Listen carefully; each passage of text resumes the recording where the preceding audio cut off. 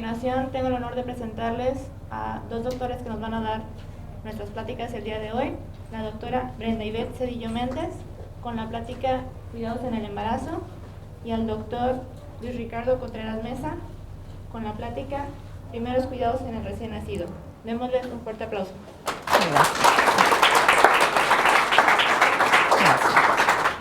Pues bueno, ya me presentaron. Yo soy la doctora Brenda Ivette Cedillo Méndez. Yo soy médico asignado aquí en esta institución. Estoy en el primer piso y pues bueno, me da mucho gusto ver también papás. Eso es muy importante porque el embarazo no es solamente cosa de la mujer. El varón tiene bastante participación, sobre todo en el control prenatal. ¿Sale? Pues inicialmente nuestro tema es cambios durante el embarazo, pero me pareció muy conveniente agregar este término, que es algo muy importante para nosotros los médicos ginecólogos, para los pediatras también, porque del control prenatal obtenemos un buen resultado hacia el final del embarazo. Entonces, pues bueno, esta va a ser el tema, control prenatal y cambios durante el embarazo. Y pues aquí lo tenemos.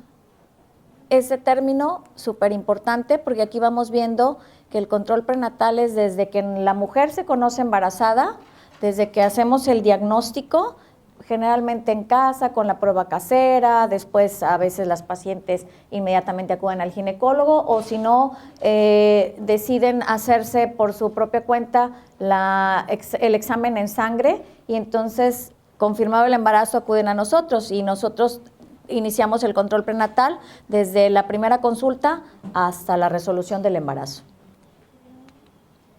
Y bueno, ¿qué es el control prenatal?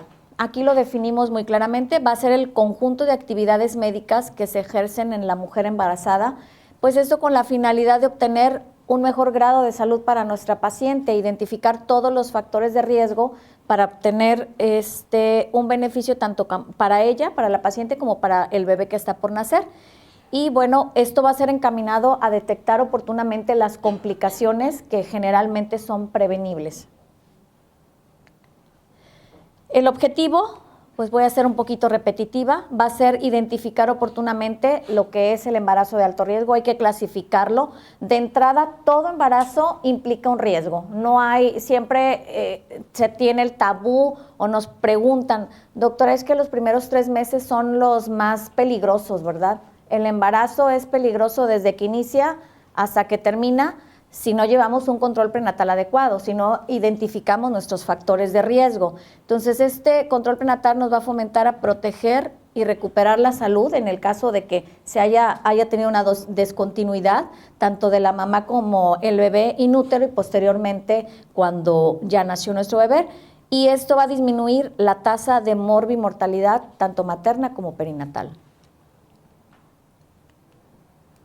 Y bueno, repetimos los objetivos del control prenatal, pues es educar a la pareja y de ahí la importancia que al principio inicié diciendo que es importante que tanto el varón como la mujer vayan a las consultas prenatales. Tenemos que educar tanto a la mamá como al papá del bebito que está por nacer. En el control prenatal, pues lo primero es elaborar una historia clínica completa, adecuada, identificar cada uno de los puntos que vamos a ver más adelante que son importantes para nosotros llevar un control prenatal adecuado.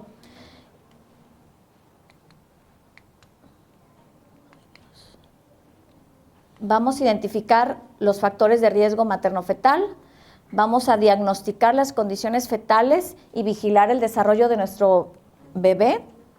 Vamos a precisar la edad gestacional. ¿Por qué hago hincapié en precisar la edad gestacional? Porque en algunos casos nuestra paciente es irregular y de repente detectamos el embarazo cuando ya va muy avanzado. Entonces no tenemos un parámetro adecuado para nosotros, o más bien la paciente se confunde en saber cuántos meses tiene de embarazo. Entonces nosotros, este es otro de los objetivos del control perinatal. Precisar la edad gestacional y bueno, hacer un buen diagnóstico de cómo iniciamos en cuanto a la condición materna, si empezamos con o sin factores de riesgo que nos puedan complicar el embarazo. Pues la primera consulta es la más importante porque nosotros de entrada, pues tiene que haber una química entre el médico y el paciente, tiene que haber una buena relación con nuestra paciente y que la paciente se sienta cómoda con el médico con el que está acudiendo. Vamos a vencer la timidez y bueno, el temor a muchos mitos, tabús que más adelante vamos a platicar. Vamos a aclarar todas las dudas y vamos a confirmar el embarazo, ¿ok? Y bueno, en el control prenatal, les mencionaba hace rato, pues hay que hacer una historia clínica completa.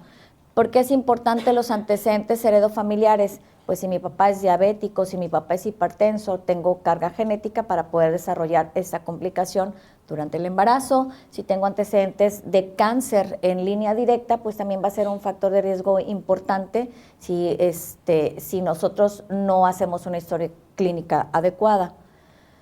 Los antecedentes personales no patológicos, aquí nos referimos al tipo de sangre, es importante porque si nuestra paciente es RH negativo y nuestro esposo es RH positivo, pues podemos tener el riesgo de una complicación en el embarazo que se llama isoinmunización materno-fetal. Entonces sí es importante identificar el grupo y el RH materno y el del varón. Entonces, una vez más, insisto, es importante que el esposo acuda con la paciente. Aquí también valoramos si la paciente tiene una casa adecuada, si cuenta con la ventilación, la distribución adecuada en domicilio, si cuenta con todos los servicios. Digo, pues aquí no, pero cuando nosotros somos médicos también nos enfrentamos en ocasiones a pacientes que vienen de alguna comunidad rural en donde la ventilación no es adecuada, donde viven en condiciones de hacinamiento. Entonces, para nosotros es importante todo esto, si conviven con animales, si los tienen afuera, si los tienen adentro, porque también son factores de riesgo para que nosotros podamos tener una complicación. Los antecedentes personales patológicos, pues estos son, yo creo que un poquito más importantes todavía. Si mi paciente antes del embarazo ya es diabética, ya es hipertensa, ya es hipertiroidea, hipotiroidea, si tiene artritis reumatoide, si tiene alguna enfermedad hematológica, cualquier enfermedad que se nos pueda condicionar una complicación extra durante el embarazo. Y pues los más importantes, que serán los antecedentes ginecobstétricos, que lo vamos a ver más adelante, más detalladamente, cuántos bebés tiene ya, si es el primer embarazo, si la paciente es regular, a qué edad empezó a menstruar, todos estos los vamos a ver más adelante. Ok, menarca, ¿a qué edad empezó a menstruar nuestra paciente? El ritmo, si la paciente es regular. Si mi paciente es regular, yo voy a tener una fecha de última regla confiable, entonces yo voy a poder predecir una fecha probable de parto confiable, ¿ok? Si la paciente dismenorrea es el dolor pélvico durante la menstruación, si mi paciente tiene antecedente de dolor pélvico importante, pues entonces yo tengo que descartar algunas patologías, por ejemplo la endometriosis, enfermedades inflamatorias pélvicas, etcétera. Si mi paciente tiene antecedente de infertilidad, es importante porque muchas veces es el tercer embarazo, el cuarto embarazo y ningún embarazo ha llegado a término. Hemos tenido pérdidas recurrentes y entonces nosotros ya nos estamos enfrentando a un embarazo de alto riesgo. Los métodos de planificación. Si mi paciente nunca se había cuidado, si mi paciente se cuida pero suspendió su método anticonceptivo, sea hormonal oral, inyectable, endoceptivo, pues a lo mejor si lo suspendió un mes antes, mi fecha de última regla no va a ser confiable para poder yo precisar la fecha probable de parto y las semanas de gestación exactas que tiene la paciente. Puede haber una variante, ¿ok? ¿Qué es importante para nosotros? Gestas, los embarazos anteriores, cuántos partos hubo, cuántos abortos, cuántas cesáreas. Si nosotros tenemos una paciente que tiene una cesárea anterior, pero ya pasó más de año y medio, pues puede ser un parto, no tiene que ser una cesárea, no es una indicación absoluta. Entonces, la paciente llega a veces, pero doctora, es que a mí me tiene que operar porque yo tengo una cesárea antes, pero la cesárea fue hace 10 años, pues le podemos ofrecer el beneficio de un parto, que es un poquito más fisiológico, más cómodo, un poquito más seguro, porque tiene las condiciones para tener un parto, no tiene que ser una cesárea. Pero si ya tiene 2 cesáreas anteriores, pues no tenemos opción. Entonces la paciente se tiene que programar para una cesárea. Si mi paciente tiene abortos anteriores, pues yo tengo que valorar cuántos para hacer un estudio por qué mi paciente no llega a término con nuestros embarazos. ¿Okay? Fecha de último parto, fecha de último aborto, fecha de última cesárea, por las situaciones que les mencionaba hace rato. ¿Qué nos importa también saber? El peso de nuestro bebé anterior, el Apgar, que es una valoración que hacen los pediatras al momento del nacimiento, que más adelante les va a platicar el doctor Contreras. ¿Cómo se comportaron los embarazos anteriores? Porque si yo tengo paciente con el antecedente de un bebé macrosómico, pues muy probablemente hay la posibilidad de que el futuro bebé que está por nacer también tenga una macrosomía. ¿Cuándo nuestra fecha de última regla? Para nosotros poder determinar la fecha probable de parto.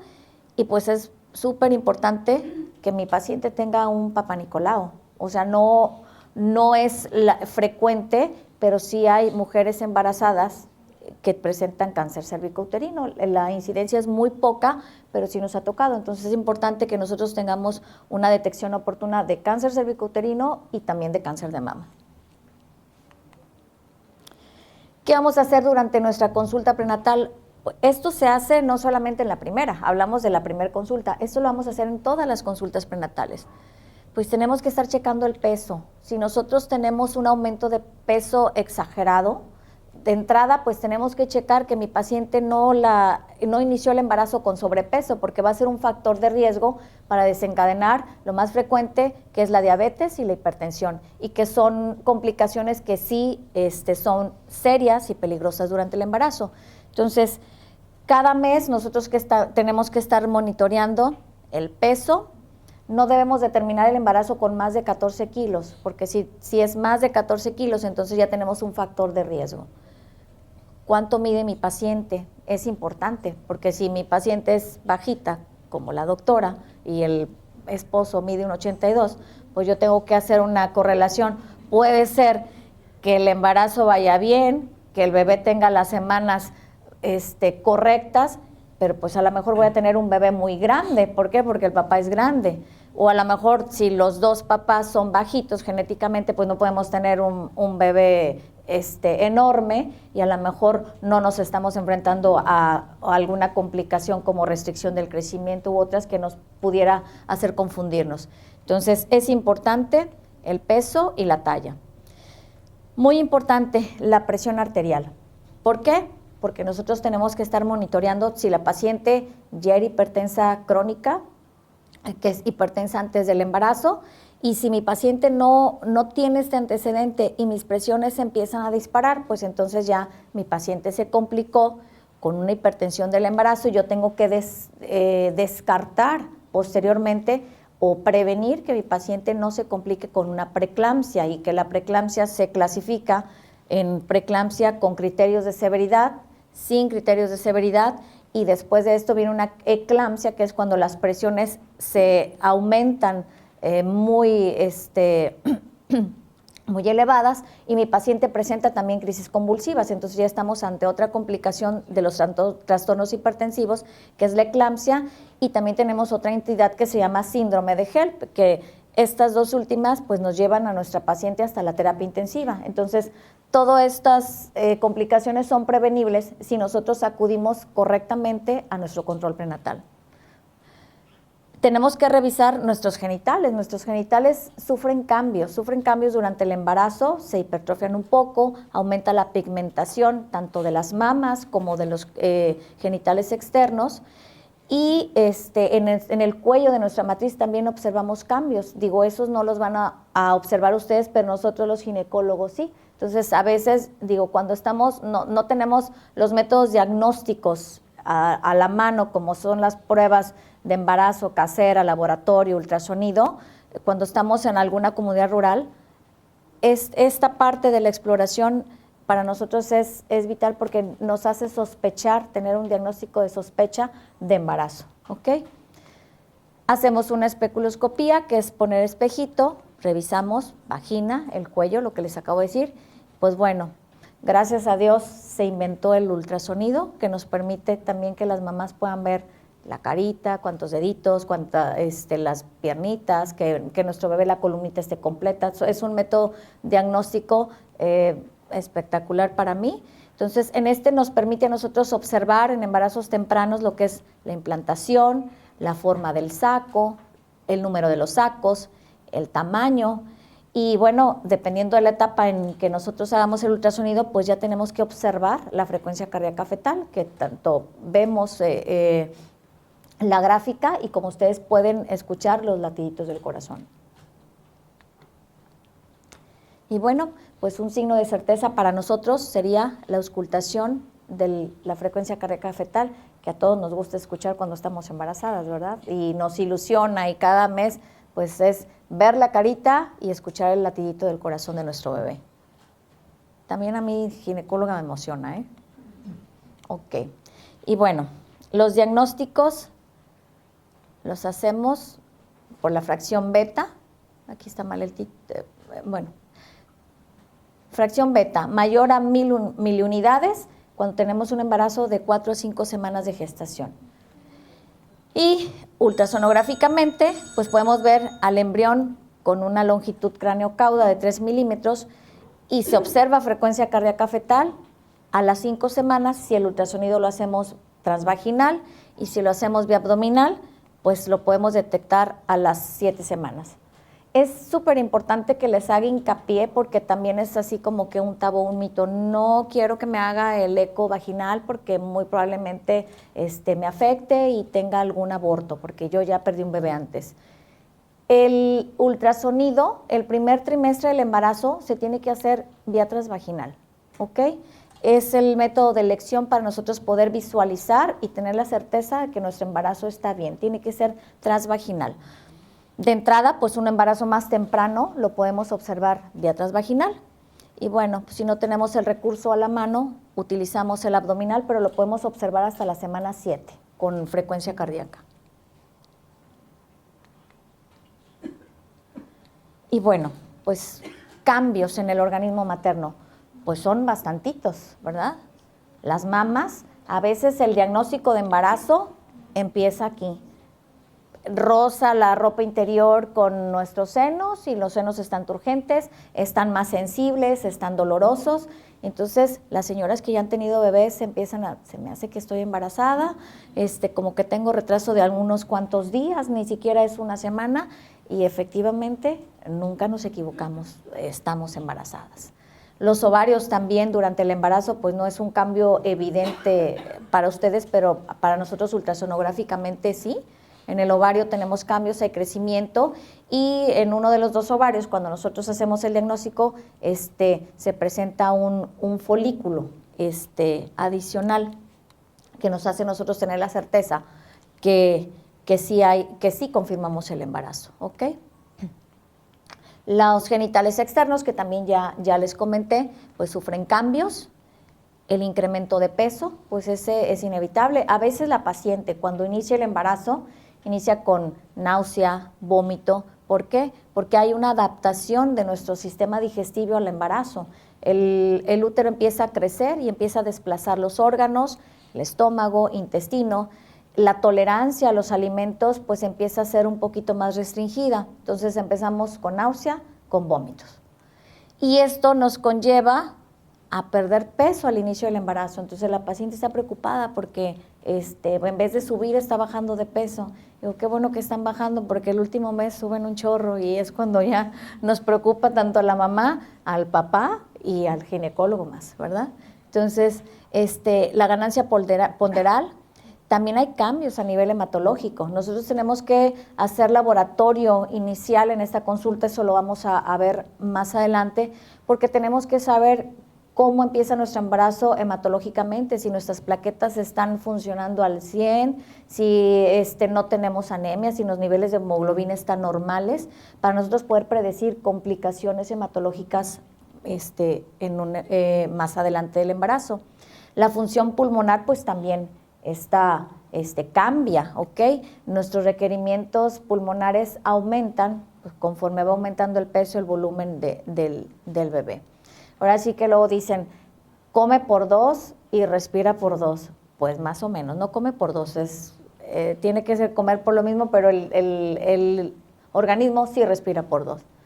Cambios renales. Sí tenemos cambios renales. La paciente embarazada, nosotros tenemos la obligación de hacer exámenes generales de orina rutinarios porque es muy frecuente que curse con infecciones urinarias. La infección urinaria me va a complicar el embarazo porque es una de las causas más comunes de las amenazas de aborto, de las amenazas de parto pretérmino y también una de las causas más comunes de que cuando nazca nuestro bebé, si no identificamos a tiempo estas infecciones, el bebé nazca con complicaciones, con datos de infección. Entonces, ahí le pasamos la bolita complicada al pediatra, ¿ok?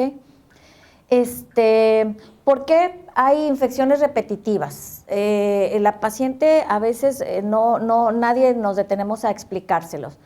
El bebé va creciendo, el aumento del tamaño del útero también va creciendo y comprime los ureteros que pasan a los lados. Entonces, esa compresión de los ureteros va generando que a veces quede orina residual. El sistema inmunológico de la embarazada tiene una pequeña inmunosupresión y entonces eso nos genera que pueda haber infecciones repetitivas. Por eso es el hincapié, cada consulta prenatal es importante que yo, ginecóloga, les pregunte a ustedes, ¿alguna molestia urinaria? Si la paciente me dice sí, hay que hacer examen general de orina. Si la paciente me dice no, cada determinado tiempo yo tengo que hacer exámenes de orina porque también puede haber infecciones asintomáticas. Son asintomáticas en la paciente, pero no las puede complicar más adelante. Entonces, cambios renales ya hablamos. Adaptación circulatoria, pues también hay cambios. Hay pacientes que tienen enfermedad varices y el embarazo aumenta esa insuficiencia venosa periférica. Hay en pacientes que tenemos hemorroides y el embarazo nos aumenta la inflamación de las hemorroides o si la paciente no tenía, a veces aparecen durante el embarazo y se inflaman. Y si a eso le agregamos que mi paciente, si no la controlo, tiene un parto, pues se puede aumentar esa alteración de la circulación. Cambios metabólicos y endocrinos. Pues, la paciente, si nosotras podemos desarrollar o la paciente ya tenía enfermedad tiroidea, si no tenía o desarrolla durante el embarazo diabetes gestacional, pues nos estamos enfrentando a algunas de las complicaciones más frecuentes del embarazo. Y bueno, pues es un poquito repetitivo. Cambios en el metabolismo del carbono, los lípidos, en el metabolismo de las proteínas con un requerimiento de 3.100 gramos diarios, en el metabolismo mineral, que son requerimientos de calcio de 25 miligramos por día, el hierro de 3 a 15 miligramos y al final del embarazo son 725 y el ácido fólico que necesitamos diariamente de 5 a 7 miligramos. De ahí el aporte de nosotros al inicio del embarazo del hierro y el ácido fólico y también de nuestro multivitamínico. ¿Qué otra cosa hacemos en el control prenatal? Pues laboratorios. Tenemos que ver, eso lo mencioné hace rato, una biometría hemática completa. Tenemos que valorar si mi paciente en este estudio está en anemia, ¿ok? Si la paciente está desnutrida, puede tener anemia por desnutrición. ¿Qué otra cosa podemos ver en la biometría hemática? Pues si mi paciente tiene alguna infección, nuestros leucocitos se van a elevar. Entonces, si yo observo elevación en los leucocitos, pues yo estoy sospechando que aunque mi paciente está asintomática, pueda tener alguna infección. Les mencionaba hace rato el grupo IRH, sobre todo por el factor RH, porque entonces yo voy a descartar o confirmar una incompatibilidad, ¿ok? ¿Qué tenemos que valorar? Las glucemias. También tenemos que hacernos periódicamente examen de glucosa para nosotros diagnosticar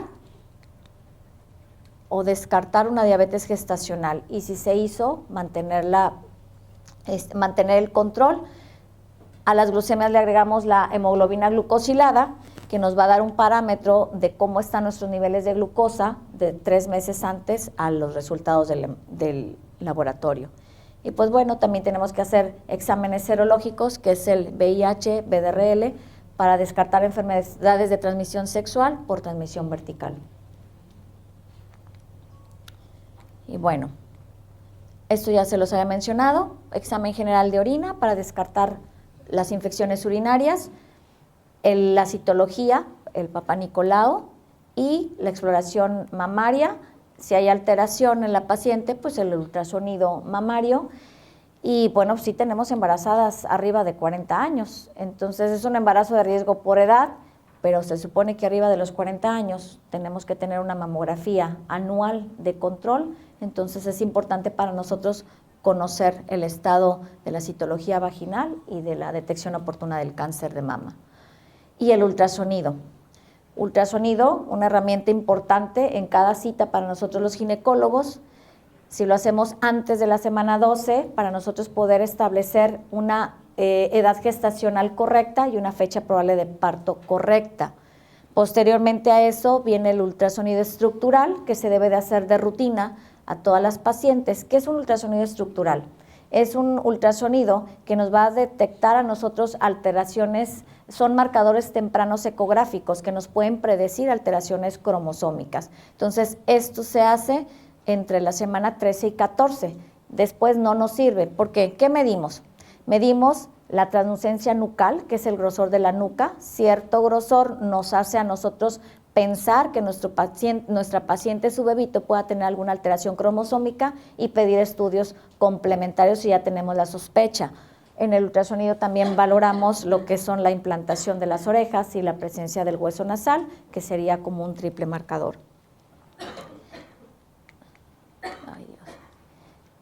Después del ultrasonido estructural, pues nos interesa entre la semana 18 y 20 hacer un ultrasonido anatómico. ¿Qué valoramos en el ultrasonido anatómico? Pues todas las estructuras, si presentan alguna alteración macroscópica, hígado, riñón, pulmón, cerebro, cámara gástrica, todos estos son marcadores ecográficos también que nos hacen pensar en que nuestro bebé tenga alguna alteración morfológica mayor o alguna cromosomopatía que no identificamos en el ultrasonido estructural, que es entre la semana 13 y 14. Entonces, eso es bien importante.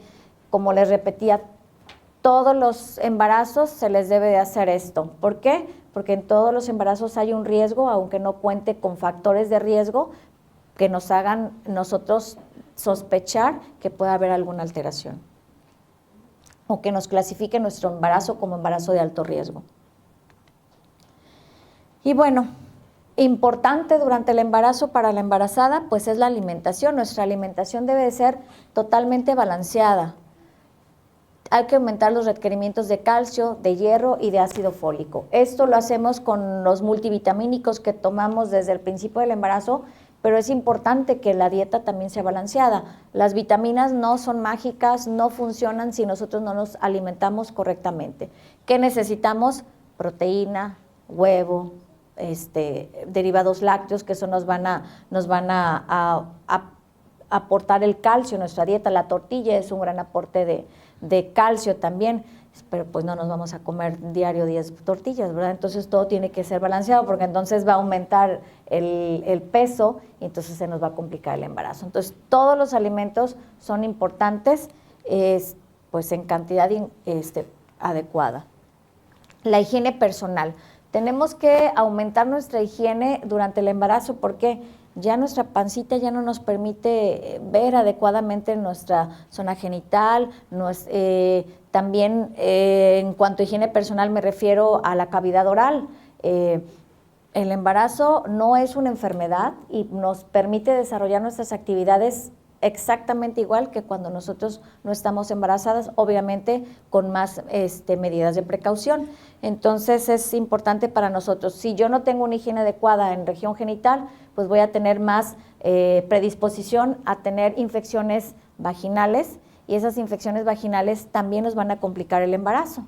¿Qué sucede con las infecciones vaginales? Es, al igual que las infecciones urinarias, una de las causas más frecuentes de amenazas de parto pretérmino, amenazas de aborto y también de ruptura prematura de membranas. Entonces, es importante el nosotros cuidar, no tener cérvico-vaginitis durante el embarazo. ¿Qué otra cosa podemos hacer? Ejercicio. El ejercicio no está peleado con el embarazo. Entonces, hay actividades que la embarazada puede realizar, como caminar. caminar 30 minutos diarios es más que suficiente como un ejercicio, ¿ok? ¿Qué otra actividad física puede desarrollar la embarazada? Nadar. Es un ejercicio muy completo. De hecho, hay aquafitness y muchas actividades ya en los clubes o en cualquier alberca que es especial para las embarazadas. ¿Para qué? Para que ella se mantenga con una actividad física adecuada. ¿Qué otra cosa puede hacer la embarazada? Puede hacer yoga, puede hacer pilates, obviamente ejercicios de alto impacto, eso sí los vamos a descartar, pesas tampoco por el riesgo, aunque por ahí luego hay un video circulando donde sale la embarazada cargando la pesas y haciendo CrossFit, la verdad es que es muy riesgoso, entonces las evitamos. Caminar, nadar, yoga, pilates, puede hacer la embarazada perfectamente, ¿ok? Relaciones sexuales. ¿Ven por qué el marido debe de acudir a las consultas prenatales y a las pláticas? No está peleado con el embarazo, ¿ok? Es una pregunta que muchos no se atreven a hacer en el control prenatal. Hay pacientes un poquito más abiertos y que si lo preguntan, mientras mi paciente no tenga ningún factor de riesgo, que sea amenaza de aborto, amenaza de parto pretérmino, la paciente mientras lo tolere y lo apetezca puede tener una vida sexual exactamente igual que cuando no está embarazada. De hecho, hay embarazadas que nos comentan que aumenta la libido durante el embarazo. Entonces, pues ahí ya depende de la comunicación que haya entre la pareja. Medicamentos que iniciamos, pues esto es bien importante. Dice la norma oficial mexicana que nosotros debemos de iniciar el ácido fólico. Lo ideal en un embarazo es planearlo y desde un año antes, si nosotros estamos planeando embarazarnos, pues iniciar la ingesta de ácido fólico. ¿Qué nos va a prevenir el ácido fólico? Pues alteraciones en el tubo neural, en el cierre del tubo neural. Nuestra columnita vamos a disminuir la frecuencia de que presente alteraciones.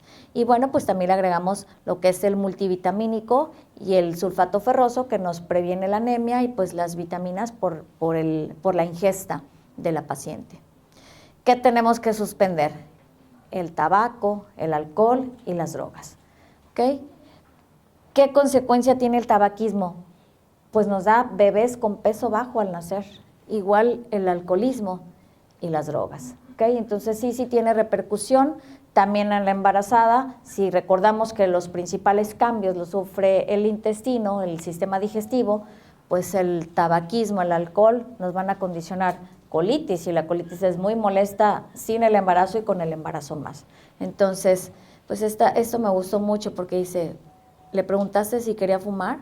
Fumar durante el embarazo perjudica a su hijo y duplica el riesgo de la muerte súbita en el lactante. Y eso, pues a lo mejor más adelante lo comentará el doctor Ricardo. No nada más nos da peso bajo al nacer. O sea, esto es algo muy grave.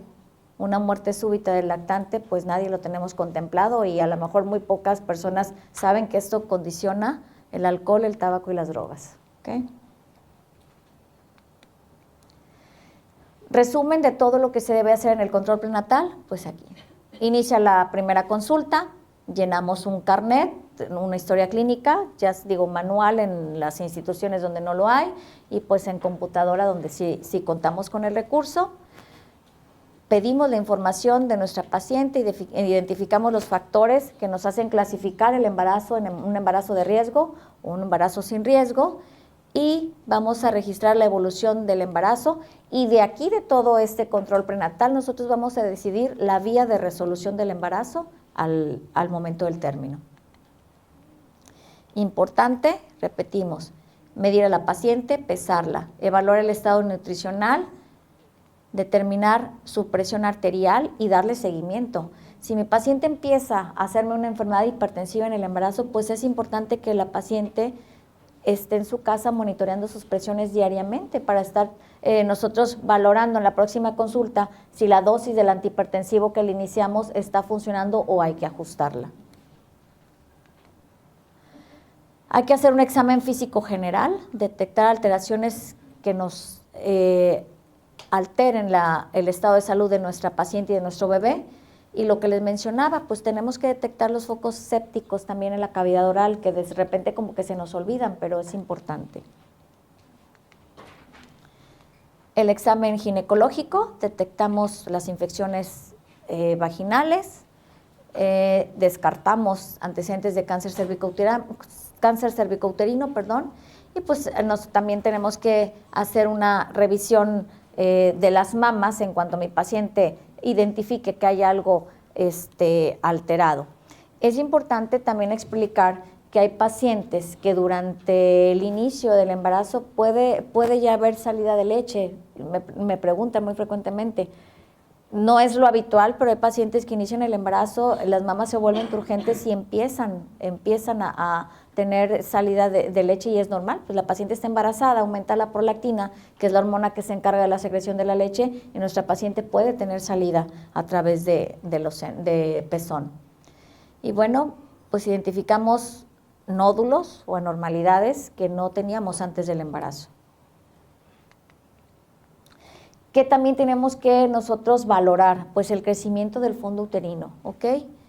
Nosotros tenemos que estar midiendo constantemente, aparte del ultrasonido y de toda la exploración que ya mencioné, qué tanto va aumentando, porque nosotros, si nuestro bebé se va quedando y no va aumentando el fondo uterino, tenemos que descartar patologías, no es lo habitual. O también, si nuestro fondo uterino va creciendo más de lo habitual, pues hay que descartar alguna alteración que nos esté complicando el embarazo. Y bueno, determinar la fecha probable de parto. ¿Cómo determinamos nosotros los ginecólogos la fecha probable de parto? Esto es así como que controversia, porque luego llegan y ¿cuántos meses tengo, doctora? Nosotros no contamos el embarazo en meses, lo contamos en semanas, y los 9 meses son 40 semanas. Y yo les explico en la consulta que es importante para la paciente que conozca cuántas semanas tiene, porque si de repente hay una urgencia y llega y no resulta que en urgencias no está el médico que la está viendo, no puede atenderla, pues nosotros podemos decirle, doctor, tengo 35 semanas de embarazo y traigo estos síntomas. Entonces nos hace un poquito más fácil a nosotros hacer un diagnóstico correcto. Bueno, aquí rápidamente, ¿cómo la calculamos? A la fecha de última regla se le agregan 7 días y se le restan 3 meses, y esa va a ser nuestra fecha probable de parto. Bueno, ¿qué tenemos que hacer? Diagnosticar la vitalidad fetal. La percepción de los movimientos es una pregunta muy común en las pacientes, sobre todo en las primigestas. Doctor, es que no siento que se me mueva mi bebé todavía, pero tiene 5 semanas, pues no, ¿verdad? O si no, tiene 10 semanas y todavía no se perciben los movimientos, no, es que ya me da pataditas. Pues no, ¿verdad? Es el intestino, porque todavía no se le mueve el bebé. Entonces, ¿a qué edad gestacional nosotros empezamos a percibir los movimientos? En la paciente primípara, que es el primer embarazo, a partir de la semana 20. Entonces, digo, los 10 semanas, pues todavía no. Y en las pacientes multíparas, que ya han tenido 2 embarazos o más, pues a partir de las 16 o 18 semanas ya empiezan a percibir los movimientos. Y bueno, lo que les explicaba al inicio, la ecografía ginecológica, pues en la 5ª semana se observa vía transvaginal ya el bebé con el latidito, y si lo hacemos abdominal, pues lo vamos a valorar hasta la semana 7. Antes utilizábamos esto para escuchar el corazoncito del bebé. Lo escuchaba el ginecólogo, el papá y la mamá, pues no, ¿verdad? Que es un conito, se llama pinar. Lo tengo yo así como si fuera de museo, porque ya es raro que se vea esto, yo sí tengo, pero ya lo hacemos con un Doppler. Entonces nosotros aquí observamos cuál es la frecuencia cardíaca que tiene, y a ustedes les queda la tranquilidad de estar escuchando el corazoncito de su bebé. ¿Qué otra cosa hacemos? Diagnosticar la presentación fetal. Pues a mí me interesa saber si mi bebé está sentado o está de cabecita, y eso me preguntan, doctora, ¿y ya está de cabeza? ¿Y ya está de cabeza? Entonces nosotros a partir de la semana 28 ya empezamos a valorar si va a haber un cambio en la presentación. Si está cefálico, todavía se puede sentar, y si está sentado, todavía se puede poner de cabeza. Orientar a la paciente sobre la posibilidad de la cesárea en caso de que nosotros dudemos que el bebé, si está sentado, vaya a vertirse cefálico. Pues, ¿qué tenemos que hacer también? Aconsejarlos, educarlos. Primer trimestre del embarazo, aparte de todo lo que les acabo de decir, importante los toxoides, el toxoide tetánico. Es importante acudir a medicina preventiva para la aplicación de las vacunas y si ya se tiene, pues hacer el refuerzo, ¿ok? Segundo y tercer trimestre hay que preparar a la paciente para el amamantamiento, hay que empezar a enseñarle, educar a la paciente cómo son las técnicas de lactancia y de eso va a hablar el doctor Contreras más adelante. Y bueno, pues también tenemos que orientar sobre la planificación familiar. ¿Con qué se va a cuidar mi paciente después de que se resuelva el embarazo? Y esto es sumamente importante. Signos y síntomas de alarma. Yo tengo que enseñarle a mi paciente por qué tiene que acudir a urgencia, por qué no se tiene que esperar en su casa. No, pues es que no me siento tan mal, pero cuando llegamos a urgencias es porque ya a lo mejor el resultado no es lo que esperábamos. Entonces, si nosotros tenemos sangrado, hay que acudir a urgencias a cualquier semana de gestación, porque no es normal que mi paciente tenga sangrado durante el embarazo. ¿Qué tenemos que descartar aquí? En embarazos tempranos, pues amenaza de aborto, en embarazos más grandes, desprendimientos de placenta, placentaciones anormales, entonces sí es importante. Contracciones uterinas antes de la fecha probable de parto. Si nosotros tenemos contracciones antes de la semana 37, pues entonces es una amenaza de parto pretérmino. El embarazo no se puede resolver porque entonces vamos a tener un bebé prematuro. Entonces la paciente tiene que acudir a urgencias. Yo siento contracciones y tengo 35 semanas, tengo que irme inmediatamente porque no puede continuar la actividad uterina. Disminución o ausencia de los movimientos fetales. Cuando nosotros empezamos a percibir los movimientos, nos damos cuenta que nuestro bebé tiene periodos también de sueño, también duermen. Entonces nosotros ya estamos adaptados a que a tal hora como y el bebé está súper activo, en la noche se mueven muchísimo porque ya estamos acostadas y percibimos un poquito más. Pero de repente, caray, a mí se me mueve a esta hora siempre y ahorita ya no se me mueve. ¿Qué hay que hacer? Una ingesta de alimentos para aumentar los niveles de glucosa, hablarle, moverlo, y si el bebé no se mueve, hay que acudir a urgencias porque algo está pasando, no es lo habitual, lo que nosotros sabemos que es lo habitual. ¿Qué otra cosa?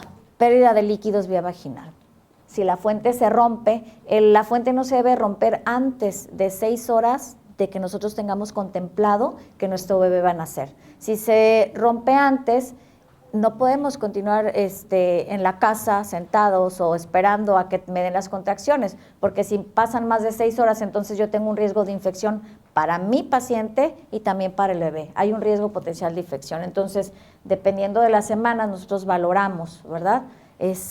Pero el embarazo no puede continuar si nosotros se nos rompió la fuente. ¿Qué otra cosa? Aumento de volumen de los miembros inferiores y el cuerpo. Si nosotros nos empezamos a edematizar de las manos, de las piernas, de la cara, y a eso le agregamos que la presión empieza a subir, pues entonces tenemos que descartar una preeclampsia, una enfermedad hipertensiva. Entonces, si suceden estas cosas, hay que acudir inmediatamente a urgencias o hay que hablarle a nuestro ginecólogo para ver qué es lo que va a hacer, ¿ok? Dolor de cabeza, zumbido de oídos, visión con manchitas, aguas porque la presión está subiendo. Si yo la checo y no está alta, pues entonces es una cefalea normal. Pero si hay dolor de cabeza, zumbido de oídos, de repente veo como manchitas y mi presión está alta, entonces hay que acudir inmediatamente a urgencias. Fiebre incontrolable. Pues si hay fiebre, tenemos que identificar el foco de infección, si es urinaria, si es a nivel faríngeo, al nivel que sea, tenemos que tratar la infección, ¿ok? Náusea, vómito intenso y repetido, al principio del embarazo, hasta la semana 14, nos podemos complicar con una hiperemesis gravídica, que es que la paciente tiene intolerancia a los alimentos y se la pasa vómito y vómito y vómito. Entonces, nosotros podemos dar tratamiento ambulatorio o hay pacientes que definitivamente las tenemos que ingresar para tratar la hiperemesis. Orina escasa, molestias al orinar, pues hay que pedir examen general de orina con urocultivo para nosotros dar un tratamiento específico. Y bueno, esta es la bibliografía que utilicé. Y pues esta me gusta mucho. En realidad el parto es la única cita a ciegas en la que puedes estar segura que conocerás al amor de tu vida. Bueno, los primeros cuidados del bebé. A mí me gusta ser bastante optimista, ya que las enfermedades, como siempre les digo a las mamás, eso déjenmelo a mí. La preocupación a veces es tanta de cuando un bebé está internado o está en condiciones que no son las mejores y hay que tenerlo un poquito más de tiempo, que siempre me gusta decir es déjenme preocuparme a mí y déjenme sacarlo adelante, aunque yo sé que eso es imposible, pero vamos a hablar de aspectos un poco más rosas, ¿no? Un poco más suaves de lo que ustedes están esperando, de recomendaciones que a veces, no sé, yo creo que las que tienen más de un bebé, las que han tenido más de uno, pues yo creo que se los han explicado. Aquí quiero que haya un diálogo, quiero que en el momento en el que ustedes tengan alguna duda, me detengan y pregunten si es importante o si no es importante. Hay muchas recomendaciones y todas son buenas, y estamos los profesionales para poderlas orientar al respecto de qué tan buenas, si se pueden hacer. O les quiero dar un ejemplo, es como cuando me dicen, oiga doctor, aparte del jarabe que le está dando para la tos, ¿le puedo dar lo que mi vecina dice o lo que mi mamá dice o mi suegra, ¿verdad? Porque si lo dice mi suegra, pues se lo tengo que dar a fuercitas, ¿verdad? No vaya a ser, ¿verdad? Entonces, le digo, bueno, mientras no haya algo o exista algo que científicamente me haga a mí tener que decirles que no, pues no hay ningún problema, ¿verdad? O sea, dénselo, no hay bronca, ¿sí? ¿Okay? Pues muchas felicidades a todas. Felicidades. Felicidades por ese ánimo de subir 4 pisos para estar escuchándonos a la doctora Brenda. Fue por el elevador, yo lo sé, pero no importa. Muy bien. Pues esta imagen es bastante elusiva y también inspiradora, ¿verdad? Y la lactancia materna, hablando en un principio, en el principio de alimentación, por lo menos los primeros 8 meses de vida, como dice aquí la frase de abajo, es la alimentación ideal. Es ideal, los primeros 8 meses.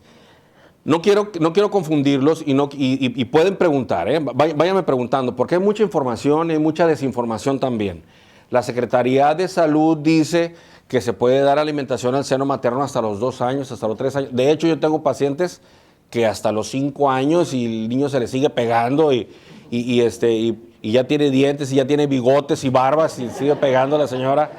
Y le digo, bueno, ya hay un momento en que hay que decir, ya. Yo creo que la naturaleza dice, si ya tiene dientes el bebé, que son a partir de los 7 meses, pues yo creo que ya podemos empezar a pensar en dejar de darle de comer, ¿ok? De mamar, ¿sí?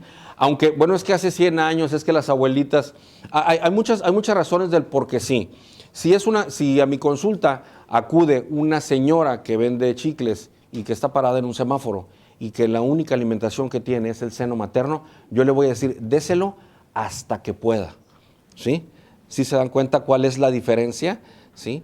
Pero si tiene un sustento económico y si puede ella tener o brindarle la alternativa, que debería de ser, que me gustaría que así fueran todas las mujeres, pues entonces sí cabe el que yo le pueda decir, déselo cuando empiecen a salir los primeros incisivos centrales inferiores, dientes me refiero, y eso es a partir de los 7 meses, aproximadamente entre los 7, 8, a veces hasta los 9 meses. Y después de ahí, ustedes ya le aportaron absolutamente cualquier componente y cualquier sustancia que le pueda hacer provecho al niño, inmunoglobulinas y otras sustancias.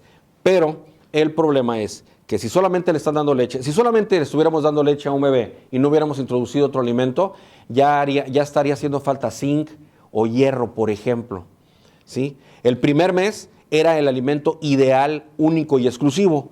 Y en el 8º, 9º mes, si fuera lo único que le estuvieran dando, ya no sería suficiente. Porque ya estarían teniendo un niño de 8, 9, 10 kilos, que ya no sería, en el que esa alimentación ya no sería suficiente.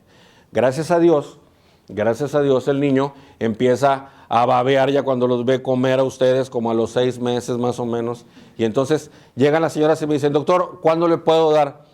Y entonces le digo yo, pues vamos a iniciarle ya a los 5 o 6 meses. Y la abuelita me dice, no, yo ya le inicié. Ah, mire, ni sabía la mamá, pero la abuelita ya le había dado de comer. Sí. Bueno, es a libre demanda. Esa es la indicación precisa. Si ustedes me preguntan ¿Cuál es la indicación? Es a libre demanda. Y a libre demanda, yo cuando les digo a mis pacientes, cuando las visito en el cuarto del hospital en donde vaya a verlas, y me dice, la libre demanda es cada 15 minutos, cada 20, cada 30, cada media hora, cada 45. O sea, es una esclavitud, esa es la verdad, ¿sí? Pero eso es lo que manda la naturaleza, ¿sí? Eso es. Entonces, así debiera ser. Yo lo que les propongo es ideal, por eso dice aquí. Si ustedes me preguntan qué es ideal, sí, es esa alimentación. Y hay mamás muy valientes que tienen niños de muy buen peso, de 3 kilos, vamos a decir, vamos a situar un bebé, y que posteriormente a eso, ellas dicen, no, doctor, yo nada más le voy a dar pecho. Nada más. Bueno, está bien. Y llega el mes y tienen suficiente leche para darles todas las tomas y los niños descansan 2 o 3 horas. Eso quiere decir que tienen una producción maravillosa. Pero lo que siempre les digo es la naturaleza es sabia, pero no es exacta. Y hay muchas mamás que no pueden hacer eso.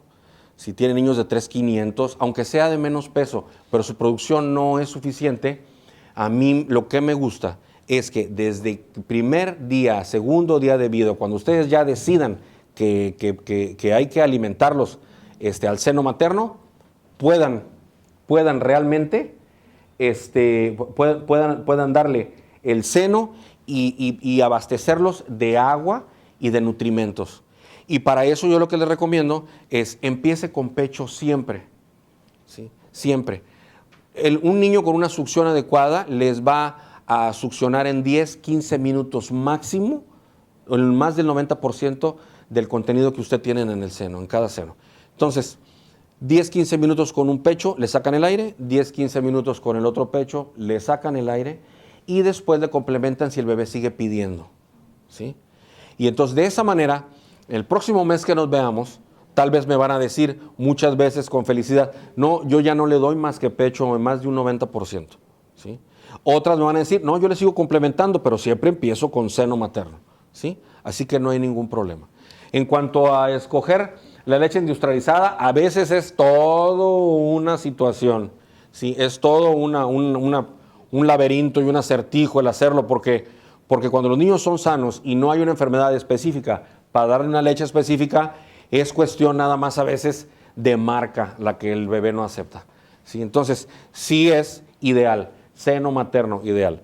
Pero con esta consejería que les doy, en este momento, ustedes van a tener un cierto tiempo y no la esclavitud de que no saben cuándo les va a pedir, ¿sí? Hay horarios en los que les va a pedir más y otros menos, pero de esta manera, en donde la complementan y siempre empiezan con seno, lo que va a pasar es que van a ir sacando la leche de fórmula hasta que ya no se la den. Y siempre van a tener un tiempo para ustedes, porque ustedes son la parte más importante de lo que depende el apoyo del bebé, ¿sí? Las mamás. Y tienen que estar tranquilas, tienen que estar gozando la maternidad, no las tienen que estar sufriendo y tienen que tener unas 2, 3 horitas para que puedan irse a Liverpool a comprar una blusa y regresar y decir, no, es que ya van a dar las 3, ya tengo que regresar a darle de comer al bebé. Ah, bueno, muy bien. Okay. Sí, dime. ¿Cómo te llamas? Giancarlo. Sí, dime, Giancarlo. Hola. Pues están hablando de un bebé, pero nosotros vamos a esperar a un bebé. Ok, muy bien. ¿Cómo se le hace? Bueno, ok, fíjate, hay que empezar, y te vuelvo a repetir, la cuestión aquí es, la naturaleza, como te digo, es sabia y no es exacta, y hasta hay formas de alimentación técnicas que te van a decir, en un momento determinado, cuando nazca tu bebé, la técnica de alimentación en C, para que los puedas tener a los dos como un balón de fútbol, y hay una serie ahí de nombres extraños que alguien le puso a las técnicas de alimentación. Pero es probable que no los pueda abastecer y va a tener que hacer uso de un sucedáneo de la leche, como les expliqué. ¿Sí me explico? El problema es yo creo en el seno materno, pero yo he tenido también pacientes a los que les dijeron, señoras, en un servicio de urgencias, a los que les dijeron seno materno exclusivo y llegaron con el azúcar muy bajo o deshidratados, porque la señora fue muy, muy específica y muy obediente en seguir esa indicación. Entonces, hagan un poquito de reflexión, tengan ustedes un cierto sentido común. Con ustedes pues va a ser doble, ¿verdad? Va a ser doble el sentido común y va a ser doble la alimentación y realmente es probable que aunque produzca muchísimo, los niños van a ser de un peso un poquito más bajo de lo que sería un bebé si fuera solo, ¿verdad? Pero aún así, la ganancia de peso va a ser muy rápida y yo no creo que por lo menos los primeros días o las primeras semanas pudiera ser nada más alimentado al seno materno, exclusivo estoy hablando, ¿sí?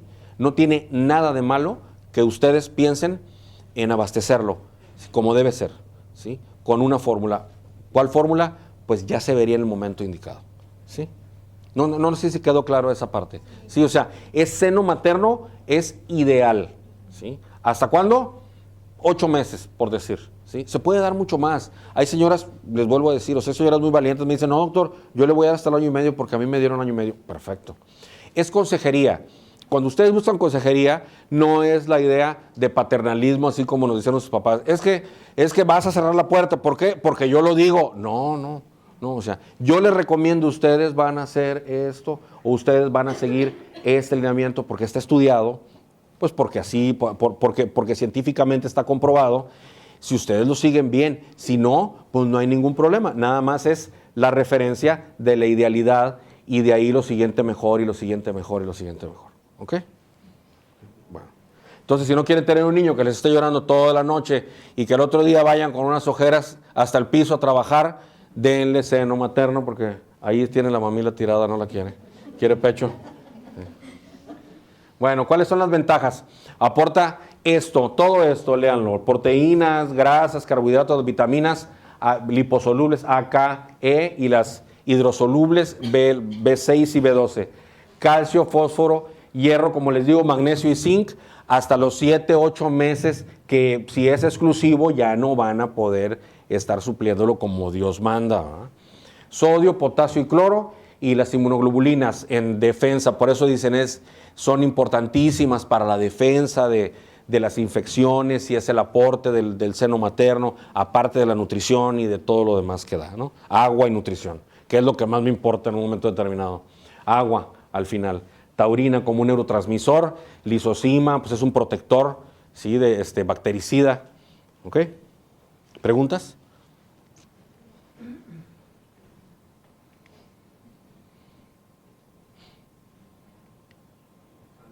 Bueno, ok, si vamos a complementar o en caso de no poder alimentar al seno materno, y eso es lo que les estaba comentando, ¿no? Deberemos ser muy juiciosos en escoger la fórmula adecuada para los requerimientos del bebé. Ok,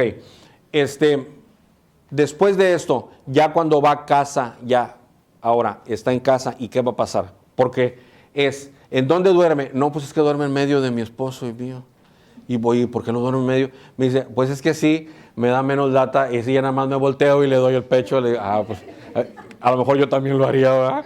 Sí, me parece bastante razonable, pero no puede dormir. Eso sí es un categórico no. Es de las únicas cosas o de este tipo de temas que les puedo decir no, porque se relaciona con una enfermedad, con una situación que se oye alarmista, ¿verdad? Es que la mencionó la doctora Brenda y habla de la muerte súbita de lactantes, y que es todo un tema en pediatría, y la Academia Americana de Pediatría tiene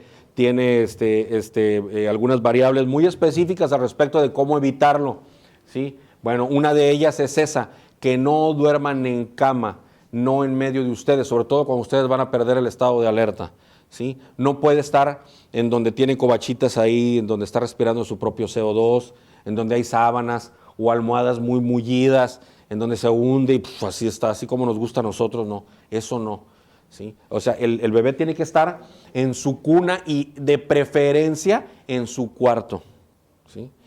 El bebé debe de estar en su cuarto, ¿sí? Y debe tener, el bebé llega a una familia y nosotros le vamos a ofrecer lo que tengamos para ofrecerle. Si no tenemos un cuarto para él, por lo menos que tenga un Moisés o una cuna, en lo que compramos la cuna, ¿verdad?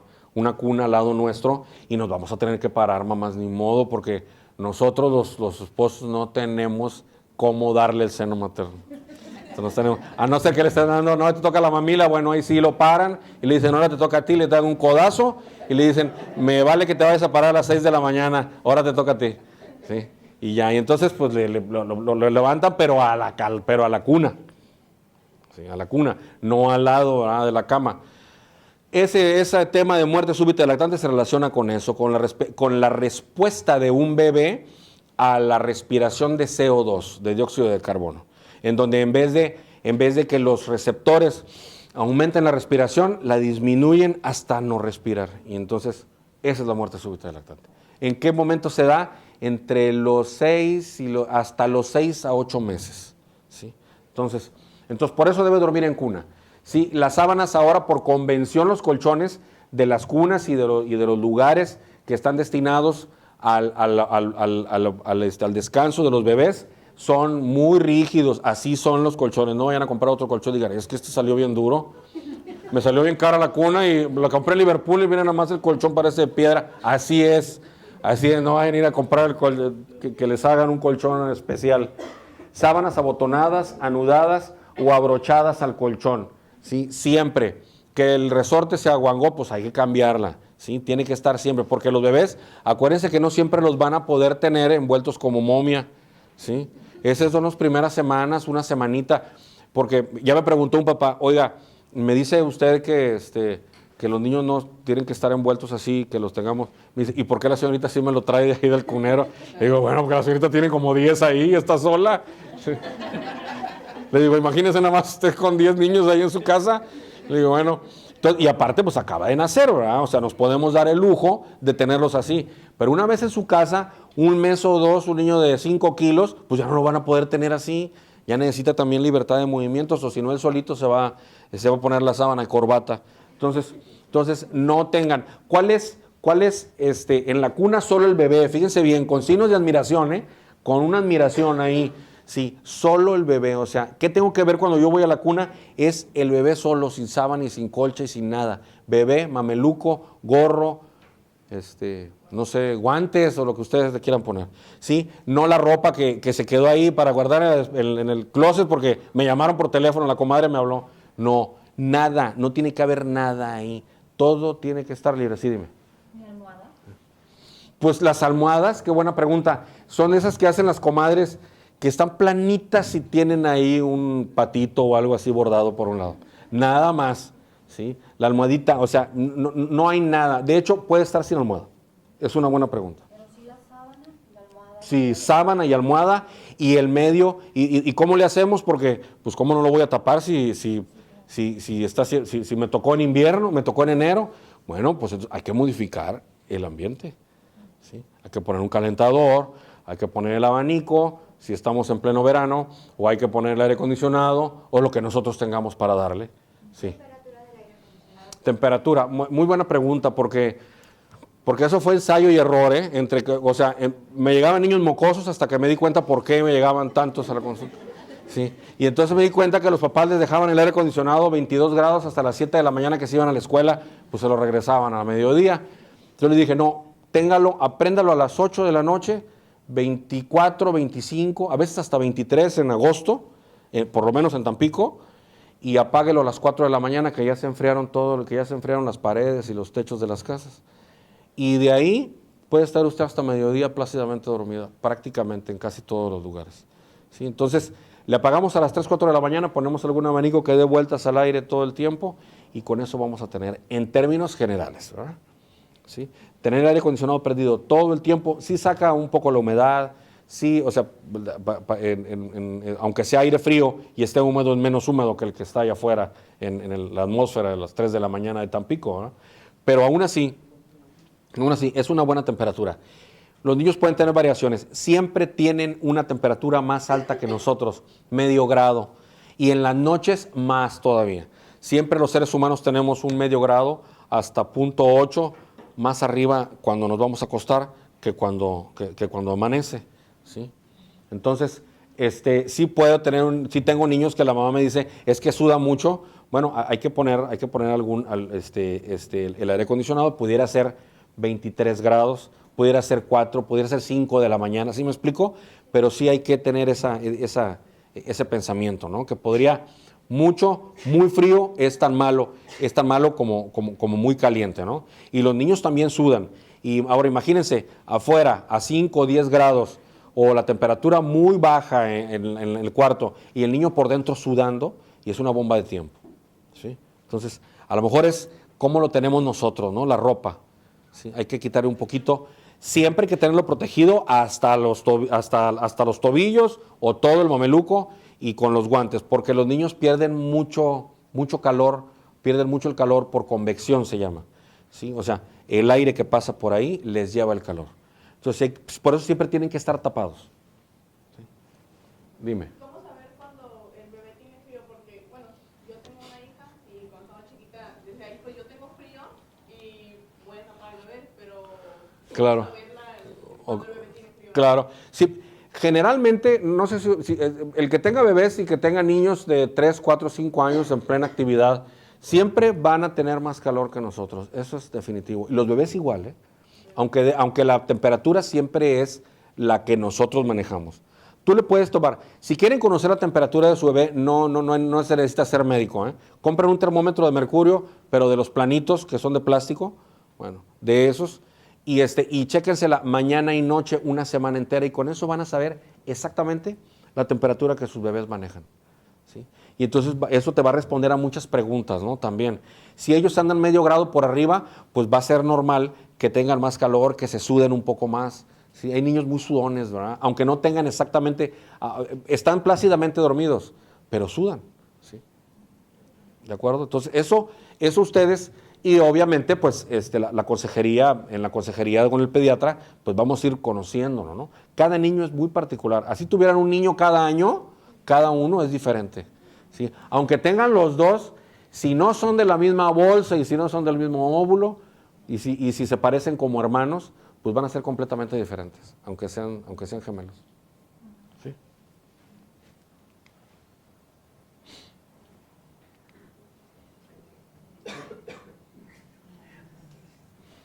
Eso no, por favor, ¿eh? Y menos eso. Sí, ahí ya fue, ya se invirtió. Sí. Sí, pues como le tiene que dar de comer papá, dijo, bueno, pues mejor me acuesto aquí en la cuna. Okay. Posición, boca arriba o del lado derecho. Así lo manda la Academia Americana de Pediatría. Acuérdense del tema ese, muerte súbita de lactante, que no me gusta estar recordando mucho. Boca arriba, ¿sí? Siempre. No importa que a los 3, 4, 5, 6 meses él ya se voltee solo. No importa. Ustedes, su labor es duérmanlo y pónganlo boca arriba, ¿sí? O del lado derecho. ¿Por qué el lado derecho? Pues porque el lado izquierdo está el estómago, y una condición que es relativamente frecuente en los bebés, pues es el reflujo. Entonces, si le acaban de dar de comer y lo ponen del lado izquierdo, pues es más frecuente que les pueda refluir, ¿sí? Que si está del lado derecho.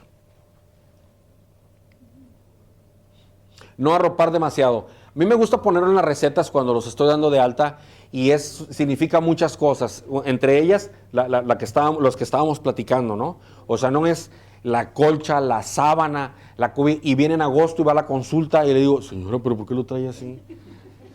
Sí, trae 3 colchas y aparte el mameluco y abajo la camisetita esa que se abrocha por atrás, no sé cómo se llama. Total que trae ahí, no sé, parece que estamos en Alaska, o no sé. Bueno, hay que ser juiciosos, ¿no? Con eso. No arropar demasiado. O arroparlos, ¿sí? Si arroparlos. El clima en Tampico es muy extremo. Ustedes van a salir a día de campo a Altamira y salen en la mañana con un sol de 30 grados y regresan con 10 grados porque ya se vino el norte. O sea, así aquí es. Entonces ustedes tienen que estar prevenidos si van a sacar un bebé recién nacido pequeño. Y ahorita se presta el tema a colación, el decirles, no tienen para qué sacar a un bebé que acaba de nacer ni dentro de los primeros meses de vida. Tampoco digo que lo tengan que tener encerrado entre 4 paredes, pero hay señoras que me hablan y me dicen, oiga doctor, ¿puedo ir a la playa? Le digo, pues, usted puede ir a donde usted quiera. No, pero con el bebé, y la semana pasada lo di de alta, le digo, señora, pues si tiene una semana de vida, ni usted va a disfrutar y el bebé pues no va a tener ni la menor idea de dónde está. Y le digo, pues mejor encárguelo y váyase usted a la playa a bañarse. O sea, ese tipo de lugares exóticos pues no son compatibles, ¿no? O van al Tama y no van a dejar mentir, van al Tama, la señora no puede ni caminar, trae la herida, yo creo que tiene una semana que le hicieron una cesárea y ya traía el bebito ahí en brazos. Digo, no se pudo esperar para ir a Mac o a algún lugar de esos. ¿Ah? No, espérese tantito. También tengo pacientes que el esposo trabaja en la sonda de Campeche y que está aquí, bueno, pues hay que entenderlo, ¿no? O sea, se la van a pasar 15 días, un mes y ya me tengo que ir a Houston o al lugar de donde ellos son. Se vino aquí a aliviar porque aquí está la mamá o la familia. Bueno, pues hay que viajar cuando es estrictamente necesario, pero no es estrictamente necesario irse de día de campo con un bebé de una semana o de un mes de nacido, ¿eh? O sea, espérense tantito, ya va a haber más fiestas, eso no es problema, ¿sí? O a la feria, ¿no? Ahora en la feria sí vi varios de esos recién así. Híjole. Ok, no fumar en casa. Ese es otro tema, es otra de las condiciones, es otra de las condiciones del no categórico y rotundo de la muerte súbita del lactante. No fumar en casa, aparte que puede condicionar que inicie antes un problema alérgico de algún tipo. Dime. Sí. Disculpe, ¿a los cuántos meses ya puede viajar? ¿A los cuántos meses?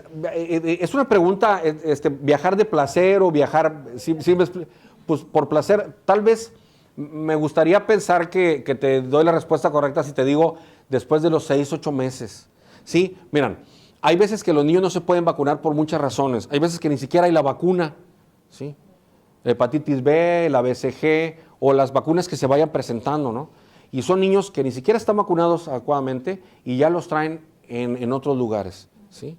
Entonces, esa es una razón poderosa para poder decir, no, espérame, yo a mi bebé pues no lo voy a condicionar a este tipo de situaciones, ¿no? Entonces, ¿qué pasa con un niño de más de 6 meses? Bueno, ya está más maduro su sistema inmunológico y es un niño que se sienta solo, y es un niño que empieza a tomar las cosas, o sea, es un niño que tiene cierta, entre comillas, cierta independencia, o sea, cierta madurez, ¿no? En donde ya no podría darte tanta lata o ya no está completamente a merced de ti, o sea, y de lo que, alimentariamente sí, pero ya por lo menos lo puedes tener sentado, ya hay cosas que puede tomar ya a los 8 o 10 meses, ¿sí me explico? Entonces ¿a qué edad? Yo diría, y a lo mejor ahí voy a pecar de un poquito de rígido, pero bueno, esa es mi labor, ¿no? Esa es mi labor, darles el consejo que pueda servirles para que las cosas vayan, pues, por buen camino, ¿no? Y con seguridad. Esa es la idea, ¿sí? Ok, visitas sin enfermedad activa. Siempre, pues yo sé que las visitas empiezan desde aquí, desde el hospital, y empieza a circular todas las tías, primos, sobrinos y demás familiares y de no sé dónde, y de Corpus Christi, de Altamira, y de todos los lugares circunvecinos. Bueno, ustedes, papá y mamá, tienen la labor de ver si están enfermos o no, ¿sí? Pues traes tos, a lo mejor es un familiar muy cercano que está tratándose por alguna enfermedad infectocontagiosa, o le dio influenza, o trae un moco, o está un poquito ronco, ¿no? Pues esa gente hay que decirle, después ven a ver al bebé. O sea, no lo hacen adrede, no es que sea a propósito, sino que pues ya estoy ahí, ya me trajo mi esposa, pues ahora también lo cargo, ¿ah? Pues, entonces, no, eso no. O sea, yo creo que ustedes son los responsables, ¿sí? Y ustedes deben de saber. Y después, pues ya, más vale pedir perdón que permiso, ¿ah? Y yo creo que después, y la gente que tiene madurez, pues tiene que entender que si estamos enfermos no podemos cargar, ni podemos estar en una habitación, ¿sí? Donde vamos a toser o estornudar con una persona de este tamaño, que para mí no es más que un resfriado y para él va a significar una estancia en un hospital. ¿Sí? Son enfermedades contagiosas, ¿verdad? Claro, todas. Todas las enfermedades respiratorias, así es. Sí. Si vamos a cargar al bebé, manos bien limpias con agua y jabón y gel antibacterial. Ya me lavé las manos muy bien y contesté el teléfono, me pongo gel. Y saludé a alguien, me pongo gel, tercera vez, cuarta vez, me vuelvo a lavar las manos. ¿Ok? La gente que esté encargada, si es nana, si es una niñera contratada, mamá, papá, abuelas o cualquier otra persona que se encargue de los bebés, debe de estar desparasitado. ¿Sí? Si hay preparación de alimentos, ¿sí? Como ahora todos los esposos que estamos bien comprometidos con los bebés y nos paramos todas las noches a darles de comer y dejamos a las mamás dormidas toda la noche, tenemos que estar desparasitados. No sé por qué se ríen cuando digo.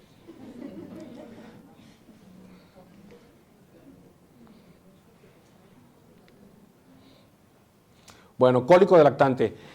Es un diagnóstico de exclusión el cólico de lactante. De hecho, es un tema ahí, es todo un tema. Pero ¿qué es de exclusión para nosotros en medicina? Es el bebé está postrado, no tiene hormiguitas que le anden corriendo por ahí, no tiene piquetes, no está rosado, está con comida, no está frío, no tiene fiebre. No. Todo lo que yo le pueda preguntar es no. Entonces, ¿por qué sigue llorando? Está molesto cuando le di la mamila, no erutó bien. Ah, pues puede ser cólico, ¿sí? Puede ser, no lo sabemos, porque tendríamos que tener vista de rayos X, ¿verdad? Entonces, por eso es un diagnóstico de exclusión. Entonces, ¿qué hacemos? Hay medicamento, y no es comercial, pero es un medicamento muy seguro y se le puede dar cuantas veces sean necesarias mientras yo crea que es cólico de lactante. Es tan seguro que aunque no sea así y yo crea que es así, se lo puedo dar. ¿Sí? ¿Ok? Entonces no se absorbe y no pasa absolutamente nada. ¿Cuántas gotas? Deben de ser aproximadamente 10 gotas. ¿Cada cuánto? Si es cada vez que come, pues cada vez que come.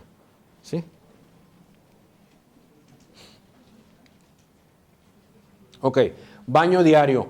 Esto ahora a mediodía. Yo siempre selecciono a mediodía, pensando en los lugares de clima más templado, ¿no? ¿Cuál es el horario en donde la temperatura es más alta? Pues entre las 12 y las 4 de la tarde, ¿no? Entonces, baño diario sin corrientes de aire, bien cerrado, una tina, la temperatura del agua, 28, como les puse ahí, la temperatura de la mañana, con 30 grados tienen, 30 grados, sin patito, ¿sí? Sin juego, nada más es a lo que va, ¿sí? ¿Okay? No más de 2 baños al día. Acuérdense que muchos baños al día, ¿sí? Resecan la piel, sobre todo la piel de un bebé. ¿Ok? Entonces, no vayan, ya después cuando están más grandes, ya después se ponen ya medio cochinones, ¿no? Me decía, oye, vete a bañar, pero ¿por qué si es sábado hoy? ¿Sí? Así me decía mi hijo, sí, no, dice, ¿pero por qué? ¿Hoy es sábado? Le digo, no, tú métete a bañar ahorita. ¿Sí? Se recomienda jabón neutro, uso personalizado, así como la toalla. Jabón para bebé y la toalla para el bebé. ¿Sí? ¿Ok? No importa el color, pero la toalla para el bebé. ¿Sí? Entonces, jabón neutro, yo les recomiendo el Cetaphil, Z-P-H-I-L, ¿sí? Y el Dove neutro también, la diferencia son como 80 pesos, el Cetaphil cuesta como 100 pesos. Y, ¿Más? Sí, más, bueno, yo me quedé en 100, ¿sí? Pero bueno, es un jabón que yo puedo recomendar y que yo les puedo decir cualquier otra cosa para que me la lleven de la piel, ya sé que el jabón no es. Entonces, por eso es importante a veces, ¿sí me explico? Pero no importa, con que sea un jabón neutro, con eso tengo. ¿Sí? Con eso tengo, me doy por bien servido. Y uso personalizado, pues sí, de todo lo que tenga que ver, porque pues a veces nosotros tenemos ciertas enfermedades cutáneas, ¿sí? Que no sabemos que las tenemos a veces, vamos a acabar transmitiéndoselas a los bebés. Entonces, uso personalizado por higiene, ¿sí? Nada más. Temperatura del agua en la bañera con 30 grados tiene. Cuidados del cordón umbilical, el moñón umbilical, lavar con agua y jabón como cualquier otra parte del cuerpo, ¿sí? No fajar, por favor, que era una costumbre que se usaba hace muchísimos años. No fajen al niño porque no puede respirar bien. Los niños, para poder respirar, también nosotros, pero más ellos, necesitan de un cierto patrón respiratorio con un vaivén del abdominal. Y si los tenemos todos apretados de la panza, no pueden respirar bien. Así que yo las fajas cuando me llegan se las quito y como es una venda, pues la tiro a la basura. Entonces, ¿qué se puede usar? Yo le recomiendo Microdacin Spray, que es bastante cómodo. Si es una solución antiséptica y el Microdacin Spray cuando se cae el muñón y queda ahí como vivita la carne, ¿no? ¿Qué dicen ustedes? Bueno, ahí les ponemos el Microdacin. ¿Sí? ¿Cuánto tarda en secarse eso? Unos 2 o 3 días, no pasa de ahí. ¿Sí? Doctor, disculpe, Sí, y sí. que, bueno, a mí me dijeron de un mito que si no los fajas o les pones la venda, que cuando lloran y que se salta el ombligo. De todas maneras se va a saltar. Se va a herniar. Sí, de todas formas. Con faja o sin faja, de todas formas se van a... Sí, si van a tener... Todos los niños tienen cierto grado de hernia, porque los músculos rectos abdominales, que son los cuadritos esos que se nos marcan cuando hacemos ejercicio, todavía no están bien formados. Entonces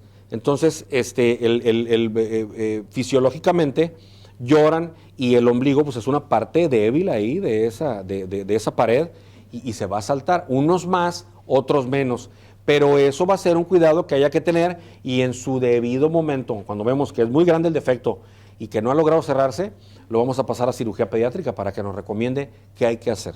Generalmente, aproximadamente el año de edad, esto cierra sin ningún otro problema. ¿Sí? Dime. Pues generalmente se cae entre los 7 y los 9 días, ¿sí? Y dale unos 5 días más para hacer así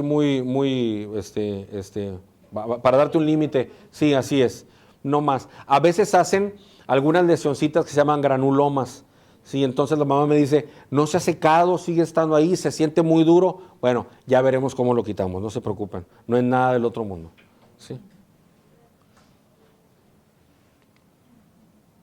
Vacunas, primeras vacunas, hepatitis B y BCG. ¿Sí? Hoy en día el Sistema Nacional de Vacunación es bastante eficiente. Aquí hay un módulo 2 sin que cause comercial, pero uno es del ISSSTE que está en Avenida Universidad, aunque no sean derechohabientes, de todas maneras tienen yo creo que metas ahí muy altas y entonces los atienden y hay muchas vacunas ahí. Es el que está al lado del edificio de los Mormones, ¿sí? Y el otro está en Infonavit, atrás del Posada de Tampico, en el conjunto habitacional que hay un edificio del Seguro Social, también es otro lugar. Aquí la BENE tiene un módulo de vacunación gratuito, ¿sí? No es parte de la beneficencia, las vacunas son gratuitas, a veces los hacen esperar. Por ejemplo, pueden hablar y decir, soy paciente del doctor Ricardo Contreras, y entonces les dicen, deme su teléfono, nosotros le hablamos, y para aplicar la BCG, porque la ampolleta trae 10 dosis. Entonces, cada vez que se abra, tengo que tener yo 10 niños formaditos para poder aplicarla. ¿Ok? Entonces, por eso a veces les dicen, espérame y la semana que entra les hablamos. En todos los lugares es así. ¿Sí? Ok.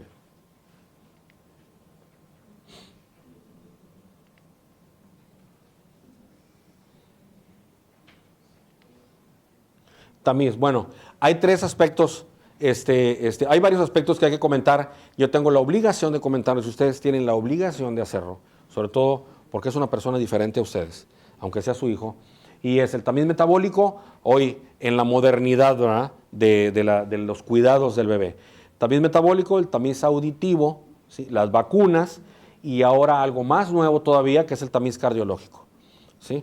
El tamiz metabólico pues es para detectar una serie de enfermedades que no podríamos detectarlas aunque hiciéramos el escrutinio y la exploración todos los días de su bebé, ¿sí? Entonces, son enfermedades que se van acumulando de acuerdo a cómo van comiendo sustancias o hay una interrupción del metabolismo.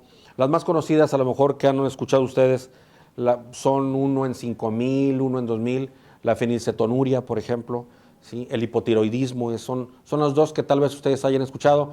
Y luego otros cientos, otras muchísimas más enfermedades muy raras algunas, ¿sí? que algunos de nosotros ni siquiera hemos visto. Y todo esto se logra con 5 gotitas de sangre en un papel filtro que se va y analiza y eso detecta si tiene o no la enfermedad y qué tratamiento tenemos que darle, ¿sí? Ese es el tamiz metabólico. Okay. Entonces, ¿qué es lo que sucede? Si ustedes ven para atrás, hace 50, 60, 100 años, y decían, oye, ¿de qué se murió el hijo de fulano? No, pues no sé. De repente dejó de respirar, tenía 3, 4 meses, pues ahora ya sabemos, ¿verdad? Hoy en día sabemos cuáles son esas causas y que todavía se pueden dar en lugares muy alejados de las zonas urbanas, ¿sí? En los lugares muy rurales, en donde la gente casi no sale y tiene a sus hijos y tiene pues la mala suerte de tener un bebé que pudiera haberse salvado, ¿sí? Porque hasta allá no ha llegado todavía el sistema de salud. Esperemos que pudiera hacerlo en un futuro, ¿sí?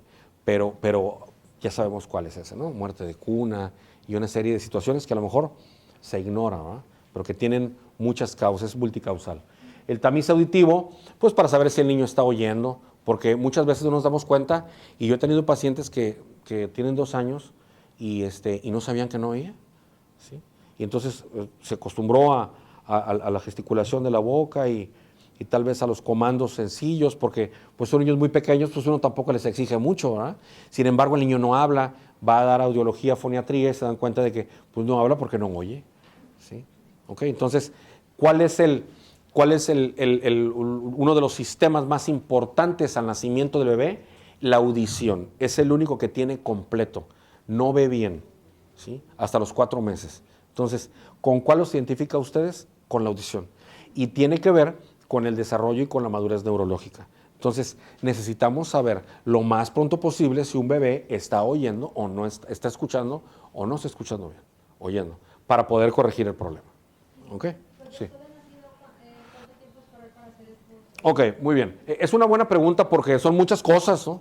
Son muchas. Fíjense ahorita, por ejemplo, que la cuna, que la toalla, que el jabón, que eso, que el otro, que el papá y que la abuela. Y bueno, total que... Entonces les digo, y aparte de todo eso es vacuna, también metabólico, también sedativo, y ahora también es cardiológico. Entonces, doctor, ¿qué hacemos primero?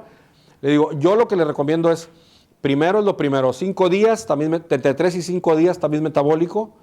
Y en muchas instituciones, cuando lo citan a también metabólico, ahí mismo les hacen el auditivo.